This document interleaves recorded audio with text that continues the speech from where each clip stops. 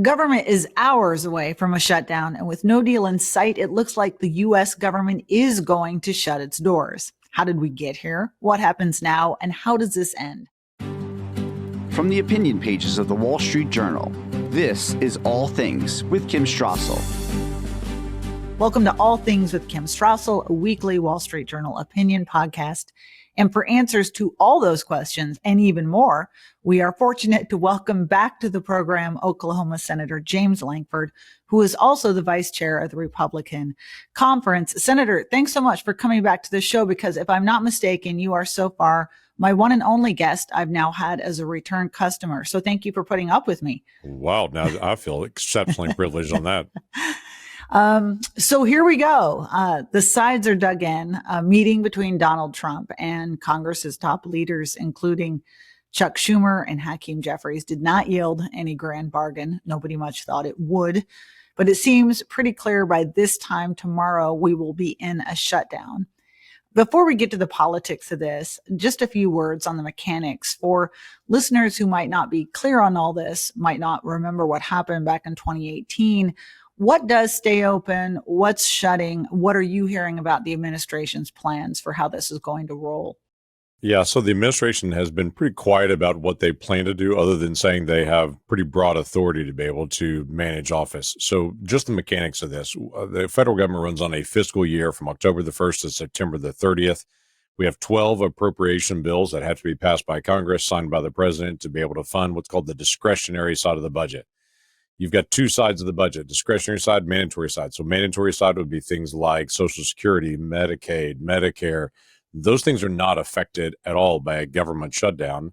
But you've got about $1.5 trillion, rounding that number, that's discretionary. That is national defense, that is education, that is transportation, that's basic operation of the courts, all those things, federal law enforcement. That's all in the discretionary each year budget. So if we don't have a budget work done by September the 30th, those things are quote unquote not funded. So at that point, a government shutdown means you're declared some workers are essential.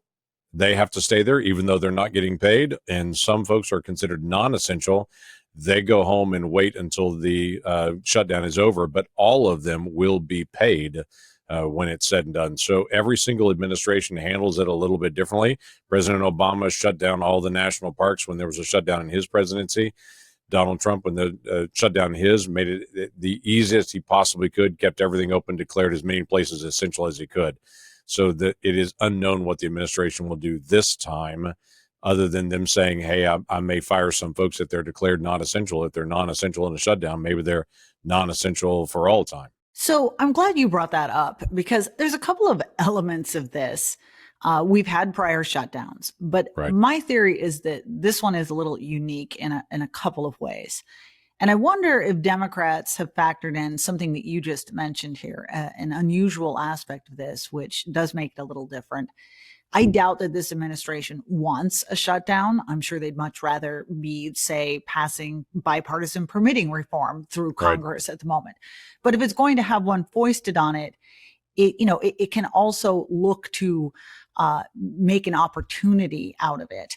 And one of the things, as you probably saw, the Office of Management and Budget Director Russ Vought put out a memo last week saying, folks, I want all of you to submit these plans to me, identifying employees in your department who, if we go into shutdown, will not maybe just be furloughed, but who will be let go permanently as part of reductions and force cuts in departments. And, it sounds to me like the administration maybe is going to use that to try to zero out some of these agencies that they'd like to see closed in any event. Is that something that Democrats have factored into this? Do you expect to see happen? I do expect to see it happen. I don't know whether Democrats have factored everything into it. The other unique thing about this is right now we're arguing about either 7 weeks of staying open, or what Democrats are looking for right now, a giant over $1 trillion in spending and change in healthcare aspects, unwinding of the one big beautiful bill. So it's very odd. Typically, when we get to a moment like this, even during the Biden administration, we had 13 continuing resolutions that were like this, that were short term, just for a few weeks. We're almost done with negotiations. We're just going to keep it open, status quo. but keep the negotiations going. So this is fairly routine. Democrats have jumped in and said, no, we're going to make all these giant demands on healthcare during this 7-week extension. So that's also been very, very odd in this, that what we would consider routine is definitely not routine. I think this is part of we've got to find ways to resist Trump, even if it seems irrational. And I think you got to another thing here as well that you mentioned in your opening, is that I am old enough to remember back, you mentioned the Obama shutdown and Right. how he shut the national parks. And that is something that an administration can do. His intention with doing that, let's be very clear, was to punish the American people as a way of really making Republicans own the shutdown that they had. Right. Now, I get the impression that this administration, to the extent that it does have some control over how a shutdown rolls, it's instead going to try to make this as minimally inconvenient to Americans as possible, and maybe maximally inconvenient to the Democrats who caused it Right. and some of their causes. And I wonder how that plays into the dynamic as well. Yeah, it's hard to tell until you get into it. The hard thing about a shutdown is you don't really know what you're heading into, because there's so many variables and so many different agencies and what happens. But the other challenge of a shutdown is, once you're closed down, how do you reopen? What is it in the negotiation? The Democrats would say, well, we finally won this, and so we reopened it. The House of Representatives passed a clean continuing resolution just keeping us open for 7 weeks. Then they left.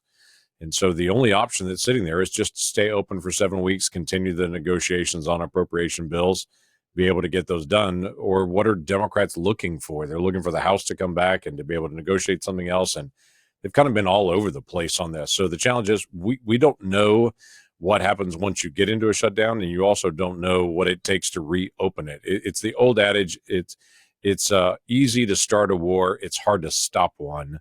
Is kind of at that moment when you deal with the shutdown time. Does it partly depend on who ends up getting blamed here and who does? Because look, it's an article of faith or conventional wisdom, let's put it that way, that the party in power gets blamed for a shutdown. I'm not sure that's entirely clear, at least going into this. There's some polls out there right now showing that maybe Americans might be slightly more inclined to blame the GOP, but that's pretty close. And also, those same polls show significant numbers of Americans who don't really know who to blame or who are blaming everybody. Right. That would suggest that there's an opening here for persuasive messaging. Who has the better one at the moment? I guess yours is at least cleaner. We passed a bill and the government's open, but what's there going to be? Who's going to win that war? Yeah, it depends on what network that you watch. If you're flicking on CNN right now, it's, oh my gosh, the Republicans are shutting down the government because they don't want to take care of health care. I mean, that's going to be the line they're going to continue to run, which is absurd, because what Democrats are looking for is $1 trillion in health care stuff. So that's not even rational for a few weeks to be able to keep the government open.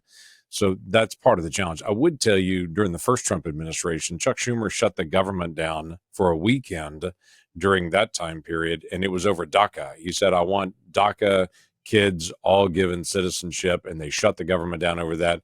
It was literally closed 4 days, and they reopened, gave up on that entirely, because the nation shifted and said, what in the world? This is a larger issue to negotiate. So kind of the rule of thumb is, if it's just a clean CR and someone tries to add something to it, the nation looks at it and says, well, that's a bad idea. And I would say Republicans have done that, and Democrats have obviously done that in the past.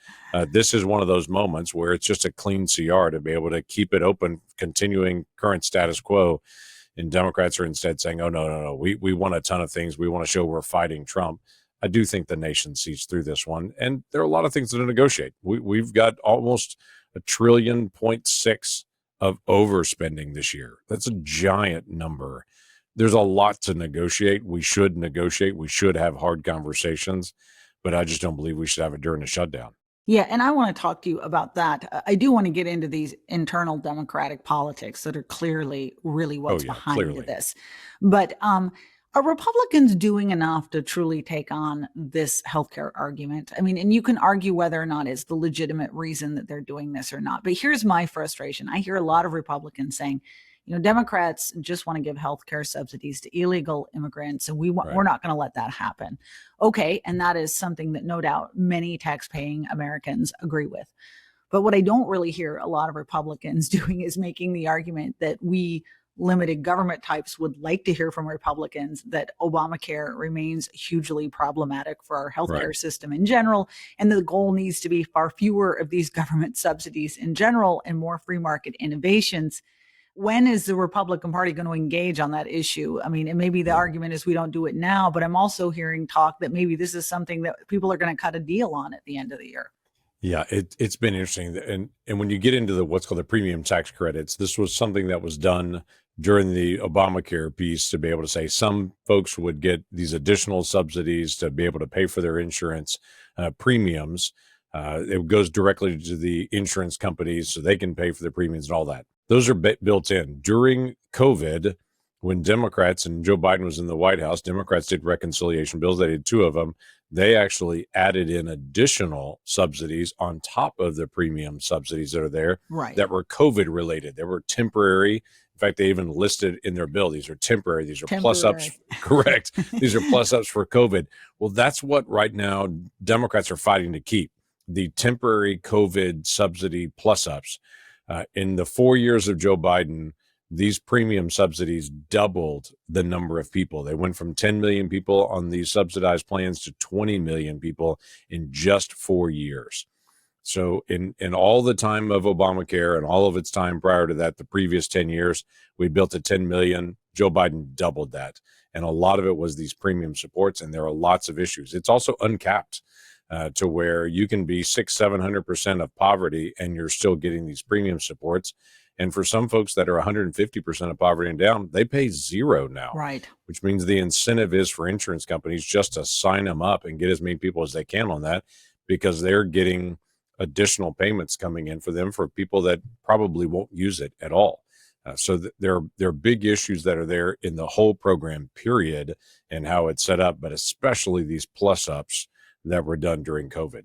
But is that what we're going to get? Yeah, because I heard the vice president yesterday suggesting that might be the climb down of this, saying, hey, we're willing to talk to you guys and have a deal about maybe extending these, but just not in the context of shutdown. Yeah, so that we're all kind of waiting to see where the president's negotiating on this. I would tell you, I'm one of those folks that looks at it and says, a COVID plus up doesn't make sense. We seem to be past COVID at this point. It's still out there, but it's not a deadly killer that's rampaging all over the world. We're not in that same spot. So why would we extend something that we didn't vote for in the first place, nor think is a good idea to be able to do? And so for me, I look at this and think, let's fight the fight on things and say, just if you're being fiscally responsible, let's be fiscally responsible. And let's also incentivize employer provided healthcare rather than government subsidized healthcare, which is really what the Obamacare subsidies do. They incentivize employers to dump people off and to be able to move to that, especially if people, you're talking 400, 500, 600% of poverty. Those are employers dropping people off to be able to put them into government plans. Yeah, excellent point. And we're just encouraging that to happen. So the Democrats, how does this end? Because I know, certainly Chuck Schumer and Hakeem Jeffries know that this isn't really about healthcare. If you go all the way back to the spring, and honestly, when we were near a shutdown in March, the dynamics were almost exactly the same. And at that moment, Chuck Schumer came out and said, very sensibly, to my mind, we can't go along with this, go and do a shutdown. It would be handing Donald Trump a victory, allow them to cut government even faster than they want to, and we'll get blamed for it. So he and Democrats voted with you in the Senate to keep the government open. This time, of course, his base went ballistic when he did that. Sure did. And threatened to primary him. So this is really an exercise in saving Chuck Schumer's Senate seat. Yeah. And that's really what this is. And the Democrats in the Senate know it. So, but that's the question then, is under what scenario does this end? That's what I don't understand, because for him, it strikes me that for him to climb down in almost any situation where he has not obtained what he claimed he was going to obtain, he's going to have left his base just as unhappy. Yep. And so if you go back to the previous 4 years, Democrats, about 40 or 45 of them voted for every single one of the short-term continuing resolutions because it was, we're going to keep things going. There was 13 of them. They voted for them. And so now suddenly to say we're not going to vote for that for a 7-week extension doesn't make sense compared to what they have voted. Number two, we're still under the Biden budget. So their continuation right now for 7 weeks is continuing the Biden budget spending Right. levels. So they also all voted for the Biden budget last year on it. And then now they're going to try to explain to people why they want to shut the government down instead of just keeping it open for 7 weeks. It's really difficult for them to be able to explain. I don't know how they unwind from this other than it is just literally Chuck Schumer afraid of AOC and a future primary for the Senate and what his legacy will be in this process. But he's been all over the place. 2 days ago, his focus was, or yesterday, his focus was, well, let's stay open 10 days and I'll negotiate 10 days. And then he came out a couple hours later and said, no, I don't want to. I'm going to just keep it shut down entirely. And then it's $1 trillion proposal with all kinds of things in it to unwind the one big beautiful bill. And then they're shifting over to, well, we want to just get the premium tax credits. We want to be able to negotiate that. And then it became, let's do a task force that'll set up to be able to negotiate this. Well, it's literally, I didn't hear that one. Oh, it's all over the place. And that's what we keep saying. Let's keep the government open. This is not hard. This is where we've been so many times over the last several years. Let's just keep it open for the next several weeks. Let's keep negotiating and keep working. Right now, the Appropriations Committee, 3 of the bills, they've got conference of the 12 to get done that they feel like they can get moved in the next week or so even. There's another 9 that are out there left to be done. And of those 9, 7 of those are pretty close to being pre-conferenced.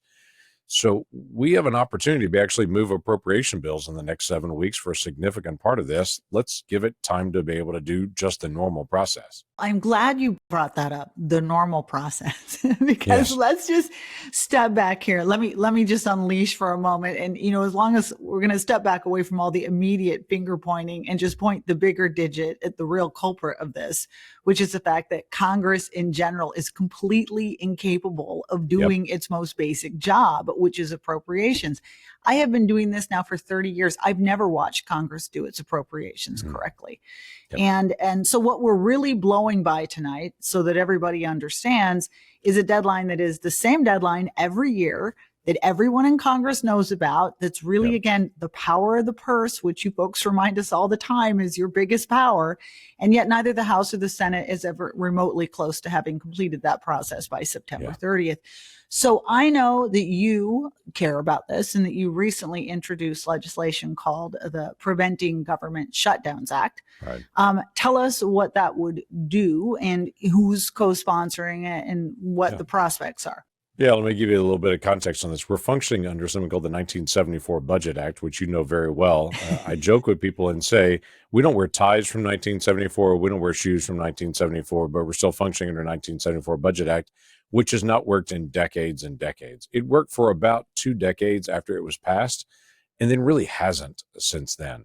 We've not passed all 12 appropriation bills. We're not running on time. So there's a lot of budget reforms that need to be done. We should be on the calendar year, not a fiscal year.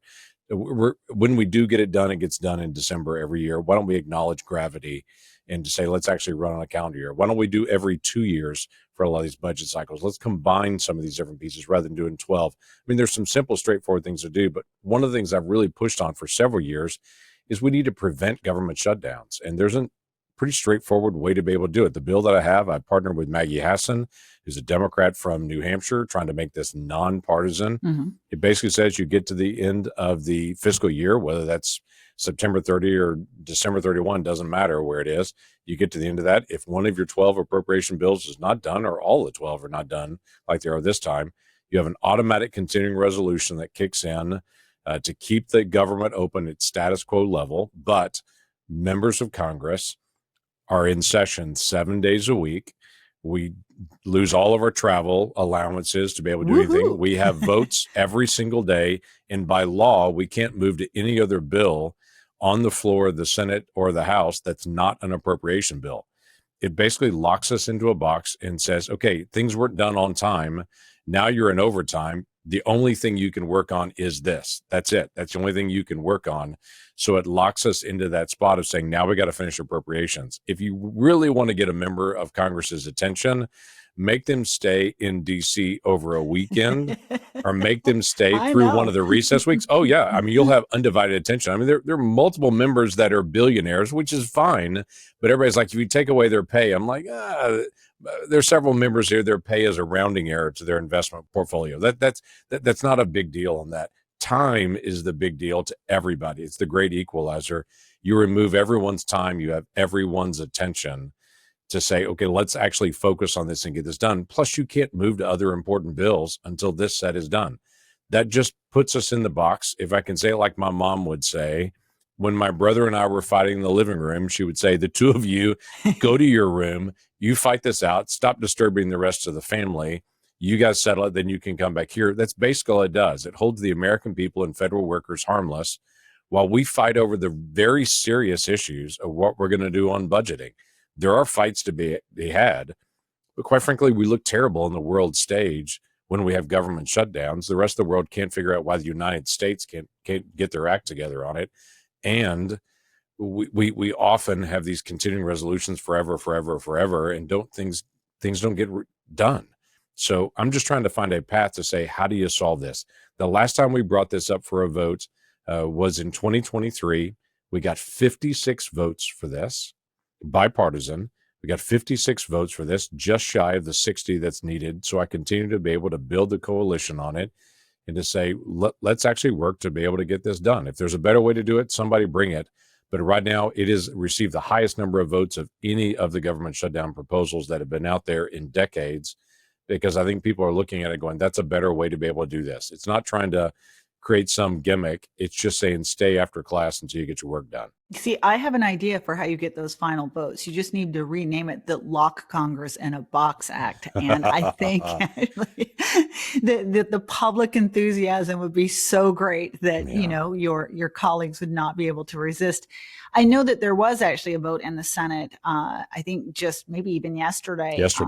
Senator Ron Johnson had his own legislation called the Eliminate Shutdowns Act. Now, it sounds to me like what his does, unlike yours, is it simply provides for a number of continuing resolutions to fund the government automatically until appropriations are passed, but without these kind of penalties and restrictions you mentioned. I think it only got 37 votes. Was that part of the issue? Or I was looking at the roll call. This also seemed to be a revolt of the Republican appropriators. Yeah, part of it is. And the Republican appropriators look at it and say, if the easy thing is just to do a continuing resolution, we'll never do appropriations. If there's no consequence that's out there, then the simple thing is for Congress just to not do its job at all and to say, we'll just function forever on a continuing resolution. Senator Johnson's proposal creates that kind of easy button for Congress to say, I don't want to do hard things. I'll just push the easy button. We'll just let the status quo run forever on it. And appropriators panicked and said, you got to be kidding me. We need to do the work. We need to stop some things and start some things. We shouldn't 5 years from now still be doing the same things we did 5 years ago. We need to find a way to be able to every year go after the issues. And I would tell you, Senator Johnson wants to do the appropriations as well. But the concern was if we create some sort of consequence for it, then it'll make Congress hurry. If you get in a hurry, then you do things sloppy. My issue is if Congress doesn't have a deadline, they never do it. They'll just push the easy button every time. So Congress can get it done when there's a deadline, but they'll do it at the last possible moment. You think you're going to get a vote on your bill here soon? Won't get on it this week. I'm going to try to build a coalition to get us to 60 plus. And so that when we have the vote, we're actually passing it. So we're doing the quiet work behind the scenes to say, okay, what does it take to actually build the coalition to be able to get this done? Quite frankly, when we had the vote in 2023, every Republican appropriator voted for my bill. And multiple of the Democrat appropriators did as well. That people don't see it as hostile to appropriations. They see it as hostile to government shutdowns. It doesn't solve all the problems, but it does solve one. We can never have a shutdown again. Well, that would be a good beginning. And then we can go on to the 1974 Budget Control Correct. Act. Well, thank you for that work. And thank you for coming and joining us again. And we want to thank our listeners. If you like the show, you can hit the subscribe button. And if you'd like to write to us, you can at atkim@wsj.com.